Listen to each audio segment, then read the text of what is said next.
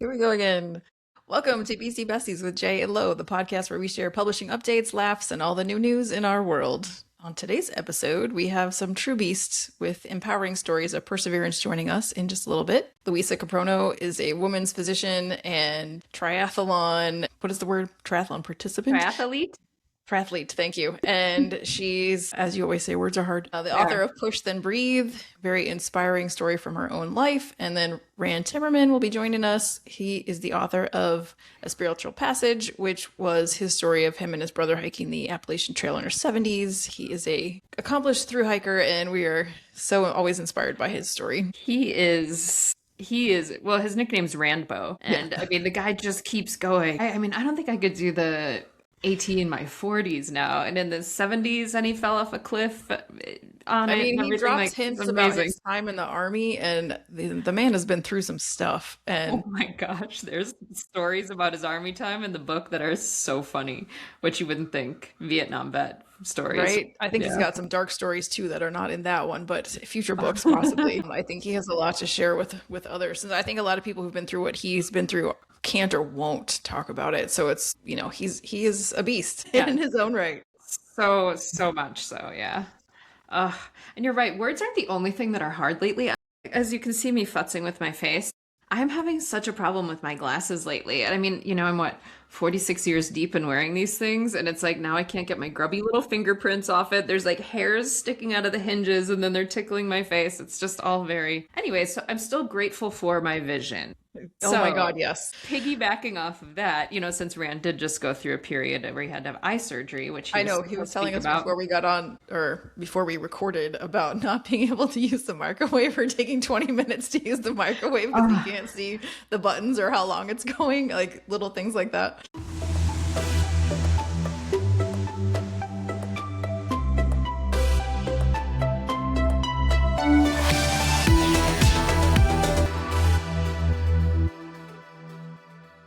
He's so funny. He's so funny in just a very unique way. It's great. Speaking of grateful fors, my friend, as always, we like to kind of shine the light back on the positive things and the little rainbows in our life. What's those glimmers that you have this week? Well, I've been blessed with a trip to Florida to pet sit for a elderly cat, senior cat, and a giant red-armed, red-legged, I don't know, tortoise. And she's funny to watch. But this place just happens to be close to my family, so I was able to go on a family trip this last weekend to St. Augustine. So I was just really grateful for that, getting to have that time with them. We had so much fun, and I learned so much about St. Augustine. I hadn't been there in years, so it was very cool to do those tours there and just see old Florida. I'm also just grateful for having grown up in Florida. It's such a wild place. People don't even really know. And along with that, the sunshine, I was grateful for just beautiful weather. It's been so perfect.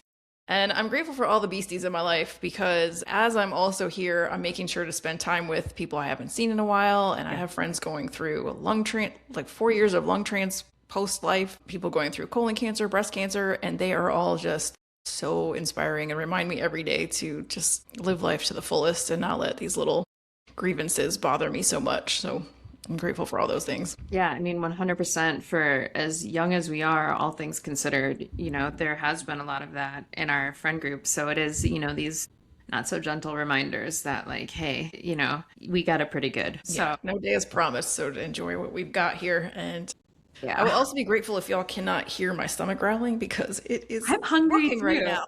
I'm hungry too. I know. I'm like, well, it's like 1:00 my time now, so I haven't even had breakfast. My grateful fors are going to be a little bit more frivolous, I will say, than yours are. Yeah, they always get to fluctuate. Yeah. We have to be grateful for big things and little things. Yeah.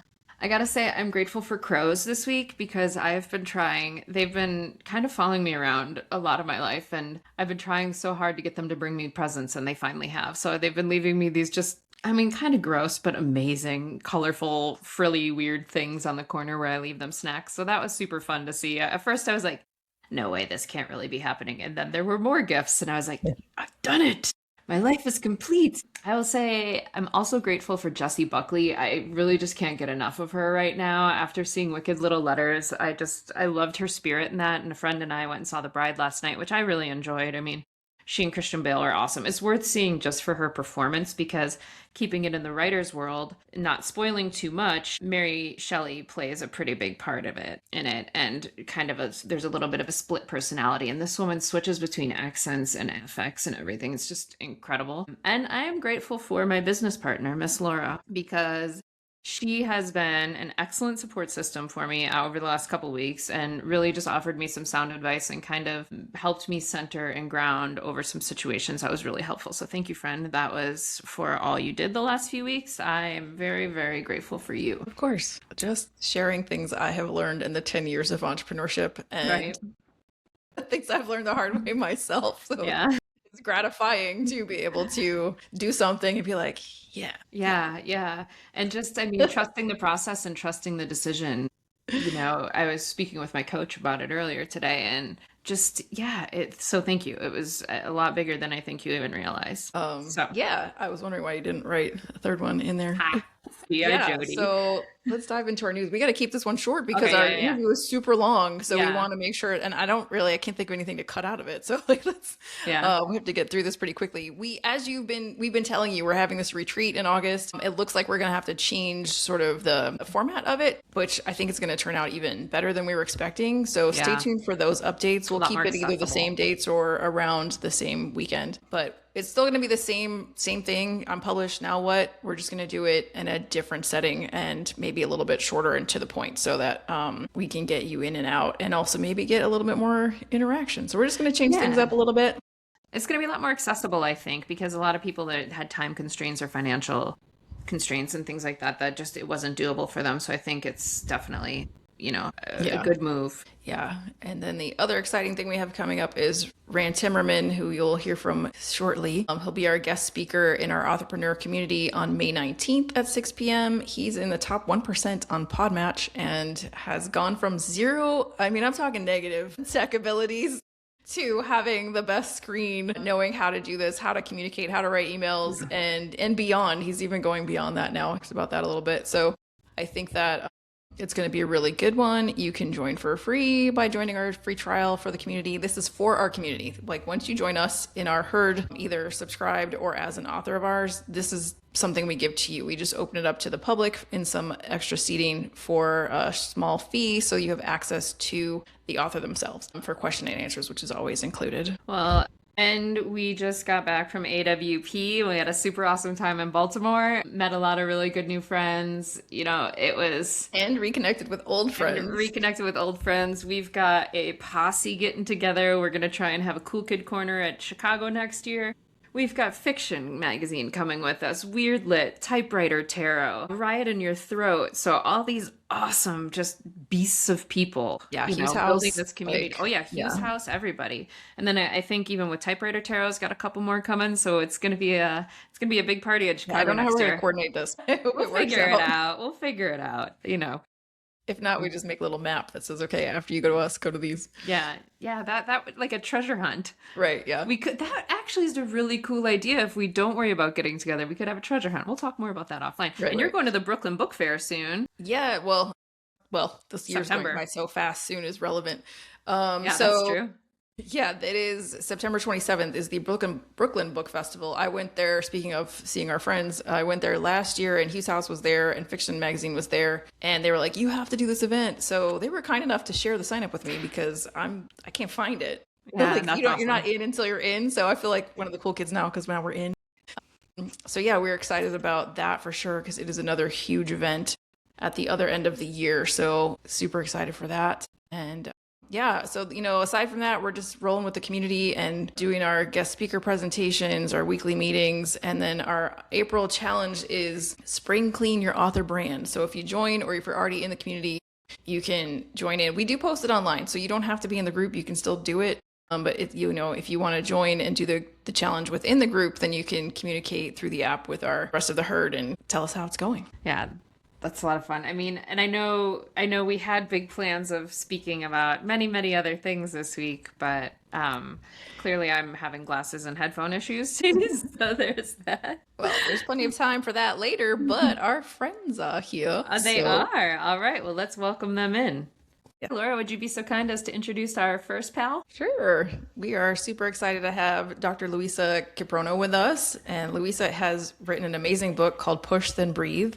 And she's also a female doctor. I don't know Women's exactly how physician. you like to Women's introduce physician. yourself in that realm, but she's very experienced. And the title of her book all goes very well with what she does and her story. So I'm going to let her tell mostly that. But we're excited to have her here because we have the retreat coming up in August that we've been planning, and she's going to help participate in that. She's such a great marketer and so good at promoting her book.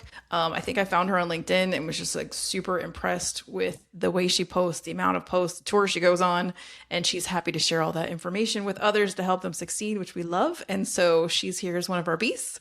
And so Luissa, tell us about your book and what inspired it. Okay. But first, thank you so much for having me, Laura and Jess. I want to say that since I connected to Wildebeest Publishing, really, I wish I knew you guys first before I published with my publisher. I'm sorry, but the truth is the truth. Because you are more than a publishing company. And you represent and you, back up your authors above and beyond. Most publishers out there, they really deliver what they say they deliver. But then that's it. It's all business at the end. Here is more than that. It's like I said, it's like a partnership. It's a friendship. It's more than that. And this is my third appearances with Wildebeest, and I am proud to say that we have a friendship here going. Yes. Again, they don't pay me to say that. They didn't publish my book, so you can see that I really am doing this because I believe in them. So thank you.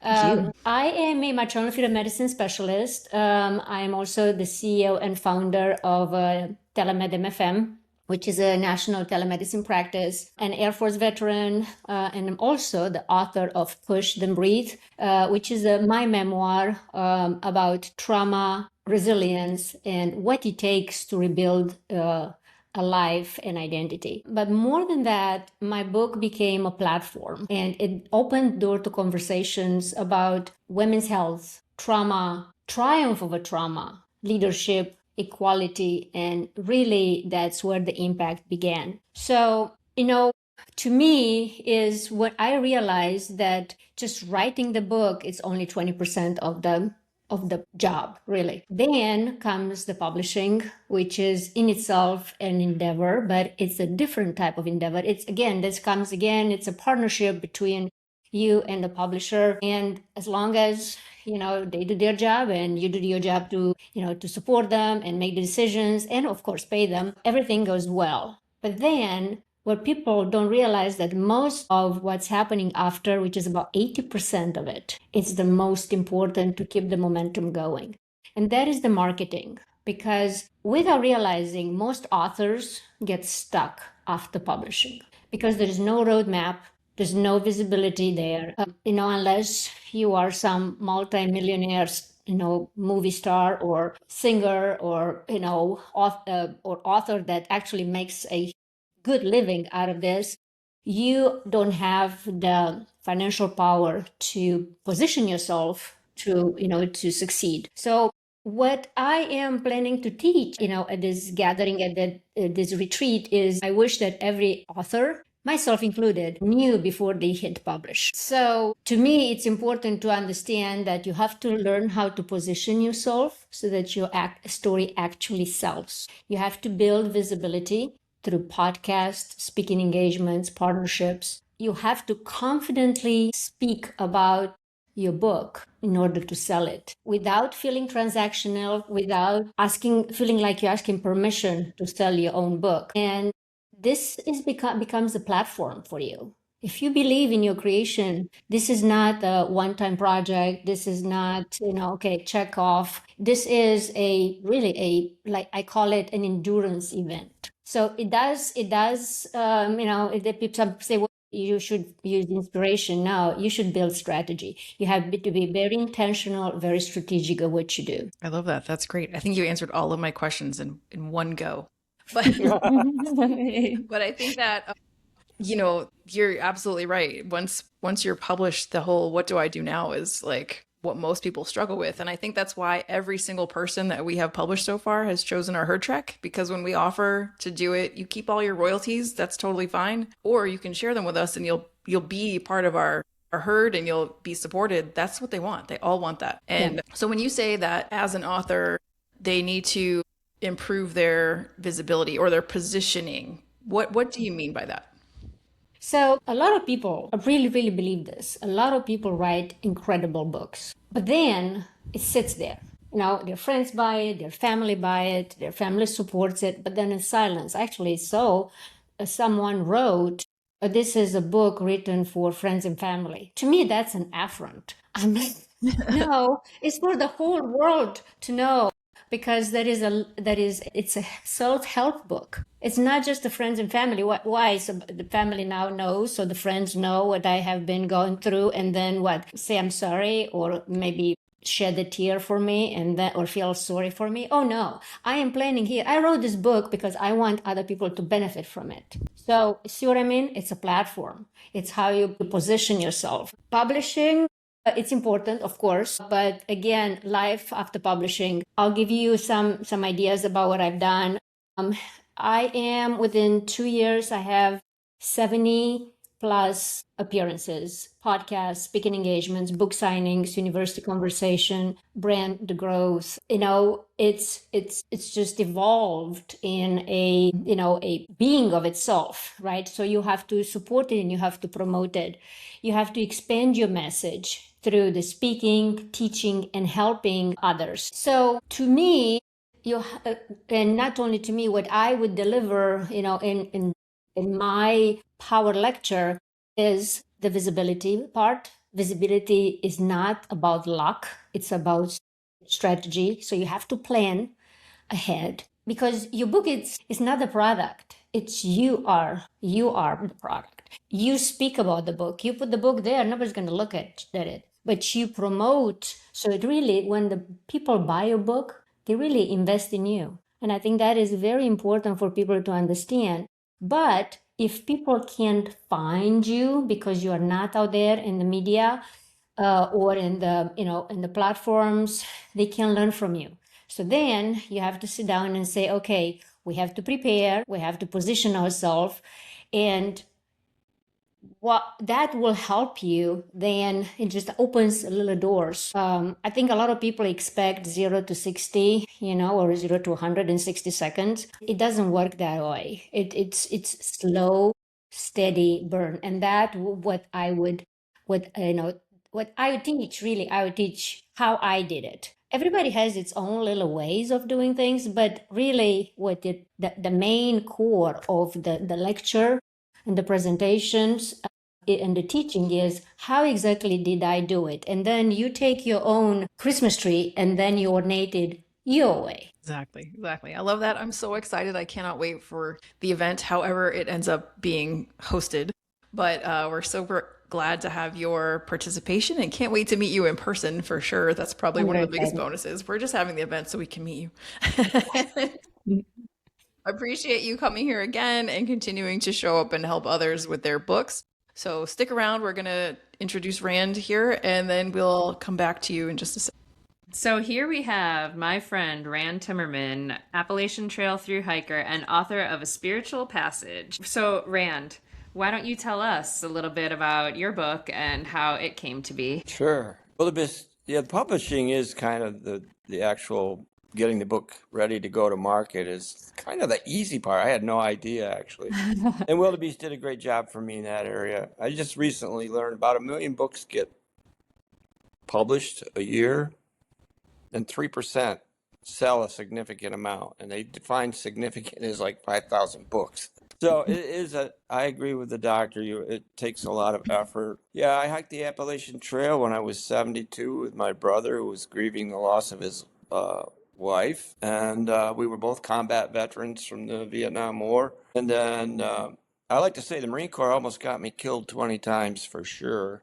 And then they made me a JAG officer. I ended up being an officer in the Marine Corps, and then I became a JAG officer without college education. Probably I found out at my 50th reunion, the only one. but Wow. it gave me a career. And I had problems with alcohol. So in the book came about because when we got done with the trail, I realized I had like 6,000 pictures. And my brother, who was a commercial pilot after he finished his military career, he's very precise about where we were, where we went, how far we walked each day. And I took pictures. So when I combined his journal and my journal, I realized I could write a heck of a story for our kids and grandkids, which Ronnie has. When Edie died, she left him with 7 kids, 27 grandchildren, and now 30 great grandchildren. Wow. So he's got a whole tribe right there that made it worthwhile for me to do that effort and leave a lasting impression. And so it talks about, there are shows where we went every day with some pictures that person can actually pick it up and say, oh yeah, that's where they went. Wow. And then every other chapter, so I would talk about how I recovered from alcohol. I wrote about the war to some extent. There's some interesting stories in there. A lot of humorous stuff, a lot of snakes and critters, all kinds of stuff. So, I paid and had, I don't know, a couple hundred published, and I sent them out. And then I thought, you know what? I was getting a very good reaction because one of my intents with the book I discovered is that it could help people who are trying to get sober or struggling with addictions or even just life difficulties. And, I'm 80 now, and I still walk 7 miles a day. A lot of people my age don't do a whole heck of. So I was hoping, and I think it is inspiring to people that, wait a minute, idiot can, this guy with an artificial knee and limps really bad. The other guy told me the other day, he saw me walking and he came up behind me and he said, you walk like a penguin. Because my right leg's a half inch shorter than my left, right? So I searched around for publishers, and Laura and I met, and I was very impressed. Jess and I worked together. I figured out pretty quickly what she was looking for in the editing process. So I kind of jumped ahead and made a lot of changes myself. But when we got all done, we got a beautiful, 360-page book with 500 color pictures and all these stories, all these incentive type situations that we went through that could inspire people to stop drinking or do something different with their life and things like that. So yeah, and I've written a lot of other books and still working on that. I belong to a bunch of author writing groups, and I've been working hard, as you guys know, on the merchandising, marketing part of it, which is a challenge. Yeah, I mean, and I don't even know if we mentioned you did the AT in your 70s, and in working, as you said, into kind of mirror what Dr. K was just saying, you came into this with not a lot of tech in your belt, not a lot of tech experience, and you went ahead without me Zero. even but he saw what we were doing and then went through and cleaned it up and edited the book in front of me, and it made the process so much easier. And now you're like the podcast king. You figured out you're in the top 5 or 10% on Podmatch and things like that. I mean, it's incredible what you've learned throughout this process just in the last couple years. So, and that's what it is, where it's like, yeah, writing the book is tough and it's a huge thing, and we don't want to minimize that in any way. But the work after that is the stuff where you're really going to be kind of in the dirt and like out in the field and trying to figure things out. And now, Rand, you're going to be our guest speaker next month, or well, it's almost April. So in May, talking about how to do podcasts. So got out of that nest and just flew. Yeah. Well, I pretty much tried everything. Doing stuff Yeah. at libraries isn't terribly productive because people go to libraries to get free books. And Yeah. because my book has, 500 color pictures, I mean, it's almost like I consider it like a coffee table book. You can put it down, you pick it up, look at it for a few minutes, read a chapter or two and go, wow, that's fascinating. But you're probably not going to sit there and read the whole book in one setting. So, I mean, I've tried everything, bookstores, some things. I agree with Luissa. You really have to get to events where you can talk to people, hopefully as a speaker. I got a chance to speak at the Appalachian Word Fest in Sevierville, Tennessee a few weeks ago. They let me have a room, and I don't know, 30 people showed up, and I ended up selling 10 books instead of selling one and giving away 3. That kind of thing. Baby steps. Yeah. Yeah, and then the podcast really starting to pay off, and I'm getting pretty much daily now requests to come back on, or by people who, instead of having 300 subscribers, they've got thousands and thousands. So That's It's great. awesome. you Awesome. got to crawl before you walk, and then you got to walk before you run, really. Absolutely. So you're going to be presenting in our next Authorpreneur guest speaker presentation, which is on how you've gone from 0 to 100 in podcasts. And so I want you to speak about that a little bit, but it is going to be May 19th, 6 p.m. Eastern time. You can register on the website. It's not up yet, but it will be soon. You can join for free by joining our community. These presentations are for the community, but we allow a certain number of open spots for the public to join us. And you can join for free by doing the free trial with the community, checking that out, or you can pay the $20 to get live access to the guests.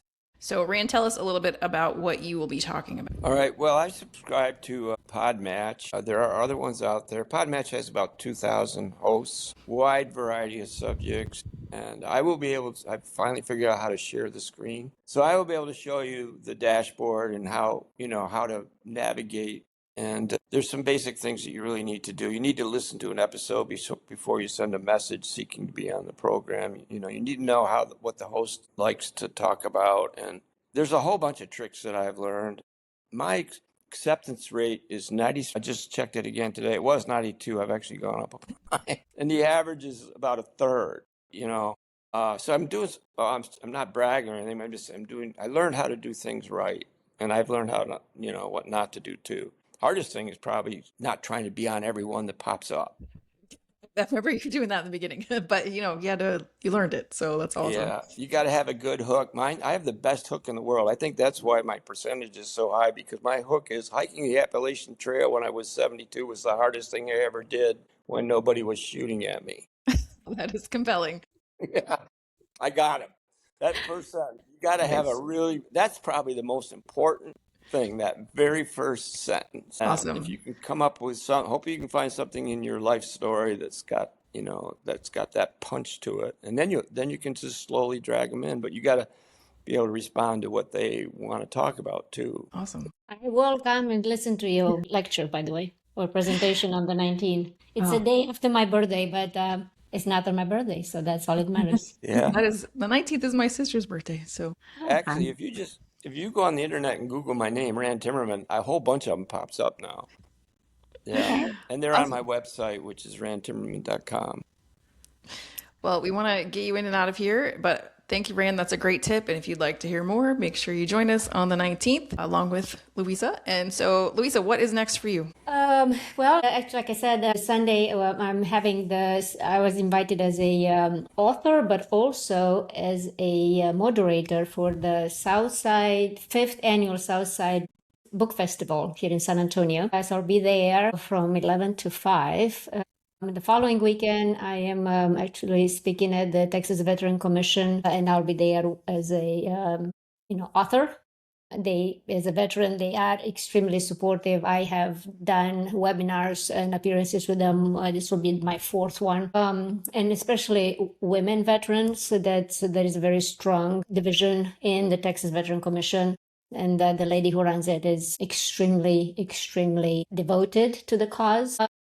And then in April, I am presenting at TMA, Texas Medical Association, on telemedicine. And that's another thing that I think it's worthwhile, just like Rand said, hey, be multifaceted, because we all have, not all, but most of us have more than one talent, but we just don't use them. For instance, I can speak on women's health. I can speak on entrepreneurship. I can speak on how to be a veteran or to work in the military, but also serve, and the military will help you with your studies to become a physician or become a lawyer and so forth. So those are things that, I can navigate in a multitude of topics. And all of them have a common pitch, and that is also my platform and my book. But, because I own the platform and I own the practice as well, and it just so it happens I have so many hats.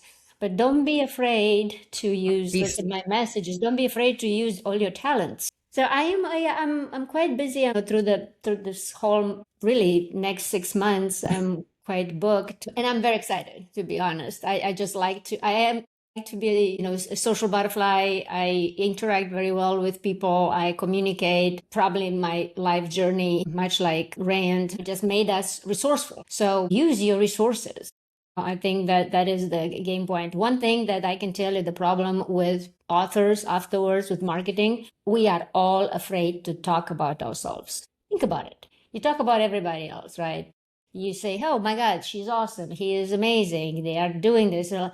I have, except for the narcissists, we are all really afraid to talk about or kind of shy. Okay. So I had to get over that. And in the beginning, when I did my podcast, I would look at them and then I was like, well, gosh, my accent is heavy, not getting my words right. I feel like I'm out of place. And I said, how am I going to fix that? So I tried to, have a script. That didn't work. That actually got worse. So then, guess what? Practice makes perfect. After, I tell you, after about 40, 50 of them, it becomes your element. So, but you have to put yourself out there and you have to bite the bullet and say, you know what? Everybody had to go through this. Everybody had to have a speaker's anxiety. And, in order to, what's the alternative? The alternative is to have, 5,000 books that are sitting in the closet. Nobody wants to buy them because nobody really knows about you. See, and I mean, and to follow that, I could talk to you for hours. I love every time we get together. I absolutely love the conversations. I have a million questions I want to ask. And, this could go on for hours and hours and hours. And even at AWP, I see, because people would ask me about the books there, and I will passionately speak about their books and tell them about the author as a person and what their story is in the pages. You ask me what I do, I'm like, well, I don't, and like I work here, and it's very hard to sell yourself. So it is just practice and sitting in the discomfort of that for a moment and everything. Mm-hmm. So, I mean, yeah. How about you, Rand? What's going on next? What's next for you there? What are you doing?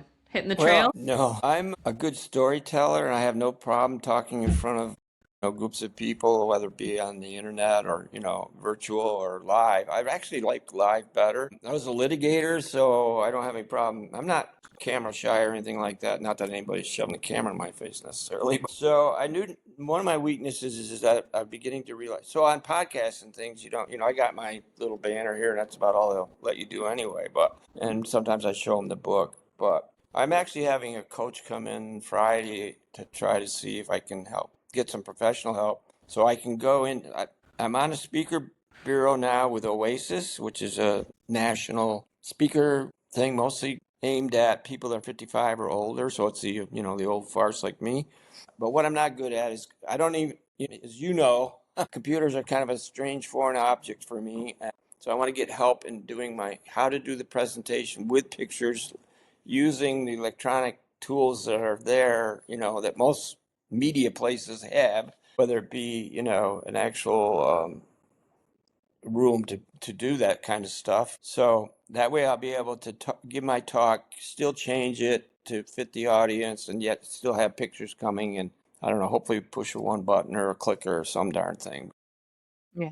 And because I think, based on my brief experience, live presentations are probably the best in a way, because that way you've got an audience, you can relate to them. I'll tell you what I did real quick in Sevierville. So I was excited to be able to have this opportunity to talk in a room with 30 people. And I went down there and sat in the room about 20 minutes before it started. So all these people came in, and I'm sitting there in the front row, and they start talking, right? And then it turned out one of them was a Navy guy who had been on a destroyer in Da Nang Harbor at the same time I was in Vietnam. So, and then of course I jump up as a speaker and go up to the front, and I had some pictures that I had, prepared to that were just sitting there in frames, and I incorporated some of the stuff he was talking about into my talk, right?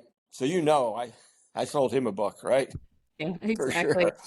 So, and that's the most fun, actually. I mean, podcasts are fun. I still get excited about doing them. But for me, that seems to be the way to go. I tried the Amazon thing, the advertising, and that didn't really work. It was a lot of work, and sales equaled cost, so I wasn't going anywhere. You got to find whatever avenue fits you. That seems to fit me the best. So I'm going to try to work on that, make it more better, and hopefully get 300-400 people live that would be great. Yeah, I mean, and that's what Laura and I call it. Well, I kind of call us the princesses of pivoting because we'll try one thing and if it doesn't work, we'll turn around and go the other way and see if something down that road does. So now that we've had this lovely time together, we have to hit y'all with a hard question. If you could invite anyone living or no longer on this earthly plane for afternoon tea, who would it be? So, and then after that, if you'll give you a second to think about it and then give us your answers and then let everyone know where they can find you. Have either of you thought of someone? I have. Okay, Rand, go. Truman Capote. All right, good one. He was a drunk for one thing. I actually know a person that went on what we call a 12-step call to his apartment because he called for some help with his drinking. But when they got there, he said, I changed my mind. And we know how that worked out. It didn't, right? But I think he was brilliant. His books, I've even read the books that he wrote when he was, a teenager to see how he was a great writer. I just liked his writing. Didn't agree with a lot of his personal aspects, but yeah, great writer. I'd love to spend an afternoon with him. Yeah. Awesome. Where can people get in touch with you, Rand? My website is Rand Timmerman, my name with just letters all run together.com. Or they can email me at rand.timmerman@gmail.com. I'm not really doing the social media stuff. I have a Facebook page, but they can communicate on my website too. So Yes. Like you said, people got to choose the avenues that they like and they can keep going Precisely. with. So. And Luissa, how about you? Does he have to be a writer? Nope. Okay. Anyone. It's actually a mentor of mine. He was in a social studies professor in my undergrad. His name was Dr. Levine. He was a cello player, but we used to have tea together quite often as his mentee.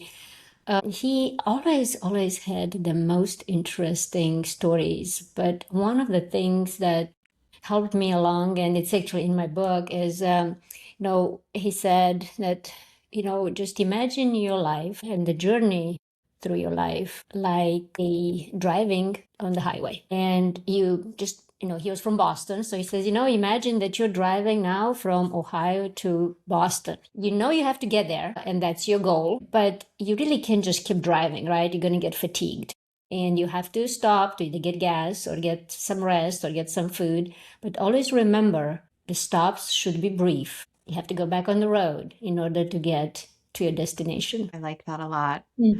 I'm just getting out of a brief rest stop and getting back on the road right now. So I like that a lot. Awesome. And where can they find you? Jinx.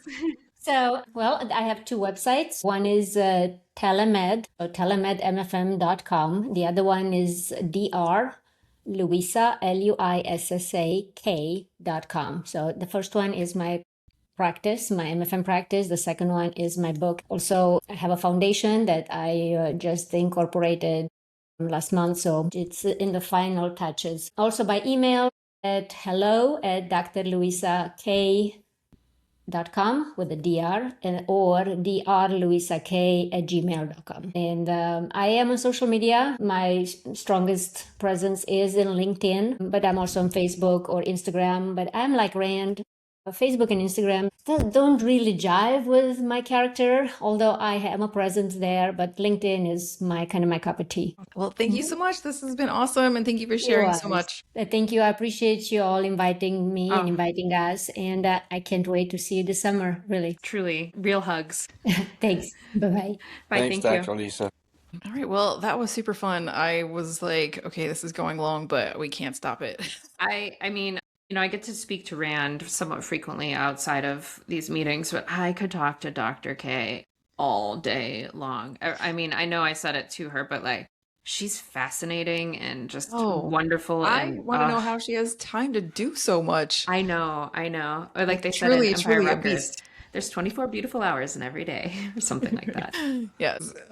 Truly an amazing human being. And so we want to, always talk about the latest in books. And of course, AI is on everyone's mind. So there's a lot of things changing. KDP is changing a lot of stuff behind the scenes. I think they're making way for some AI stuff, but they're also just changing their platform is clunky and terrible. It actually looks like they're trying to make improvements, but while they're making the improvements, there has been, I know some of our authors, and I've seen online, people are having trouble getting to their Author Central accounts and connecting things. So you can expect if you do work with KDP to be some bumps in the road going on. But what's on your mind as far as AI? Well, I mean, my mind just went right to Audible because it's almost coming up on April 5th. So I wonder if now, after a year of the battle with them, I mean, I've been getting into some discussions regarding AI over the last few weeks with different people, and it's like, I understand its necessity. And a friend of mine who's really brilliant was saying how I was saying, well, I feel it stifles creativity, and he had arguments to the opposite of it, how it can inspire creativity.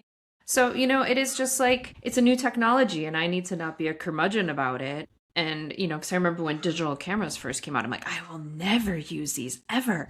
I will always develop film. It's like, I haven't developed film in 20 years. So I'm just trying to be a little bit more open-minded on it and just kind of see. But I like that they're putting some rules and guidelines in, like the only publishing 3 books per day. An author can only publish 3 books per day, which, and that was a problem beyond AI. Before that, people were still like, you can go on YouTube and there are people making money just on sheer numbers. If you can imagine, if you have 1,000 books that sell $1 a day, that's a lot of money. So people were doing that already, but AI was making it even probably a bigger problem, which is forcing them to take some action on it, which is great. And I don't consider it a new thing. It's an evolution. We started with just people and pens, and then paper was invented, pencils, and then pens were invented, and then ink was invented, and then all of these things have been invented. So it's an evolution. And then digital came along for both photography and drawing. When CorelDRAW came out, people were the same thing. This isn't art. This is digital. This isn't the same as it going right from your hand. And so it's just another evolution of that where, people will use it different ways. But I think we were talking about how, it possibly could make real art from someone's hand even more valuable if people want that. We were talking about how everyone has their personal preference. Some people just don't care about art and they never will. And so some people will go into Bed Bath & Beyond and purchase art for their house. And then others have a strict no policy on that. And others are in between. So it's kind of the same. I think there will be people who have zero problem with AI. There are people making graphic novels today with that, and they don't feel any type of way. And if the people buying it don't care, then that's their audience. But their audience aren't people who don't care. So you have to just be careful who you're speaking to, I guess, because there are also publishers out there that are 100% AI. And they might be able to do it fast, but are they going to do it with care in mind and your best interest? So it really has to be what you're trying to link for. If you really want a cheap, fast publishing process, go for the AI thing, because you don't fit with us either. Yeah, exactly. So it's kind of like it's going to have its place and it's not going anywhere. So as business owners, we can't ignore it or pretend it's going away or something. Well, and I mean, kind of pivoting off of your technology improving, I'm a big video gamer and I loved Atari. And when Nintendo came out, we're like, it's never going to get better than Nintendo. And now I'm playing this game finally called Horizon Zero Dawn that it's apocalyptic, but the whole story is based on AI. I don't want to give too many spoilers in case someone's in it, because once that part of the story opened up, it's unbelievably fascinating. And the storytelling in this game is wild. AI is tied into helping fix the Earth after the robots have done damage and things like that. So it's just, it remains to be seen. We'll all learn more and it'll grow and we'll grow, or the robots will take over and everything will be fine. Exactly. It's really, this book is still being written, but it's not going anywhere. So if you are listening to this, my best advice is to be educated and not just pretend it's not there. Yeah. And then decide what your stance is. You can, whatever feels right for you, fine, but it's not going anywhere. So it's best to at least have an idea what's happening. And then it is tax season, getting close to the 15th when this comes out. So if you have, royalties are different than they are for service world. So that's a $600 threshold. For authors and royalties, it's $10. So you should have, if someone owes you royalties and you've made more than $10, they should be sending you a 1099. Yeah, I mean, definitely. And, clearly business tax deadline was 10 days ago, but personal taxes are coming up. Yes. So there are a lot of finance tips and things out there. Just make sure you have a good tax professional you can talk to about all of these things, because we are not licensed clearly. No, but just want to educate you on that part. Exactly. Because I think a lot of people are probably not getting those. Yeah. And so then we have our Beastie Bestie stories to round out the episode today. Yeah. And this one is a friend of my brother and sister-in-law who we'd done the last one on. And so here we go. Are you ready? I'm ready. Let's do it. All right. This is Aaron O'Brien and Clint Ours, Elise. So this is really exciting because it is a brother-sister BC Bestie team, which is exciting. And so this goes. Clint and I, so the first question, what's your origin story? Clint and I are brother and sister. Elise is Clint's 11-year-old daughter. I had written a children's story and asked Clint if he would be willing to illustrate it. We started working on it together, and Elise became our apprentice illustrator. Clint and I have been working on our respective crafts since we were kids, and working on a medium where we can combine them has been a dream come true. So what is your wildest moment? What's the biggest, scariest, or coolest thing that you've tackled together? And give us some details. So their wildest wildebeest moment would be probably winning a Florida Book Award. They have been working so hard to market the book and to get their name out and ideas out there. To be seen and recognized was a huge rush. And they talked on it, and they were both totally in shock about it. What do you struggle with as Beastie Besties, and what challenges have you faced together? Their first book, Howl, is actually about perseverance. Marketing and morale have always been their biggest hurdles, but much like the main character in their book, they refuse to give up and will always continue to keep moving forward. It's been easy because they're doing it for each other, not for themselves. And they think that's where their true strengths come from. We are a family and we can do anything. So an inside joke. So, if you have a bestie, Beastie Bestie, you know that there's always some things that you have between just the two of you. Their inside joke is quote unquote eat rejection. We talk a lot about Stephen King and how he was rejected over 300 times before he finally got published. And they're trying to enjoy the no's as much as the yeses. They're in this together, and that's what counts. And they're blessed to be able to create these stories together. So they will dip rejections in fancy ketchup, gobble them up, and move forward. I love ketchup. They're ready to have their Stephen King moment eventually, and they have faith in that. So, advice to other entrepreneurs and BC Besties in partnership. The secret for us is that we're on the same wavelength. I have an idea for a character or a story, and Clint will always send test sketches, and they're always even better than how I imagine them in my head. Being brother and sister, there's something very connected about our creative energies, and it's almost like having an art twin. And that's it. So we would like to thank them for submitting their story. It's kind of a brother, sister, and daughter trio. Love that. And thank you. If you have a story to share, please head over to wildebeestpublishing.com, and there is a podcast page there, and click on the link to submit your story. We'd love to share it. This is obviously my first introduction to them, and I gotta say, Howl sounds like it's really on brand. We gotta get them on the pod and talk to them, because I want to learn more. Like, where they're into animals, so it'd be a lot of fun. Yeah, totally. I mean, it's a never-ending thread here. I want to talk to beasts and beastie besties over and over and over again. So Definitely. Awesome. I think that concludes the show for today. Unless you have anything else you'd like to jabber on about. Nope. Awesome. I'm good to go. So be yourself, run wild, take leaps, y'all. That's right. Don't forget to high five your homies and pen your pages. Until we meet again, friends. Au revoir, Pee-wee. Bye.